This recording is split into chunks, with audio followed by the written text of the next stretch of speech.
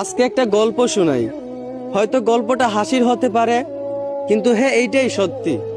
কথাগুলো মন দিয়া শুনেন।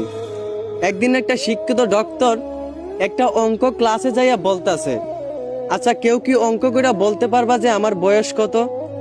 তখন ওই ক্লাসের সব ছাত্র চুপচাপ হয়ে বসে থাকলো, কেউই বলতে পারলো না। হঠাৎ একটা ছাত্র হাত তুলে বলল, আমি বলতে পারবো আপনার বয়স কত। তখন ওই শিক্ষিত লোকটা বলল, আচ্ছা বলো তো আমার বয়স কত। তখন ওই ছাত্রটা বলল, আপনার বয়স 60। এইটা শুনে শিক্ষিত লোকটা অবাক হয়ে বলল, আসলেই তো আমার বয়স 60, কিন্তু তুই কিভাবে জানলি? তখন ছাত্রটা বলল, এটা খুবই সহজ। এইটা শুনে শিক্ষিত লোকটা আরো অবাক হয়ে বলল, আচ্ছা কিভাবে সহজ আমাকে বলতো। তখন ছাত্রটা বলল, ডাক্তার সাহেব, আমার বাড়িতে একটা ভাই আছে, ও হচ্ছে হাফ পাগল, আর ওর বয়স হইতেছে যাইয়া 30, আর আপনি হইতেছেন যে একটা পুরো পাগল। এই জন্য বললাম আপনার বয়স 60।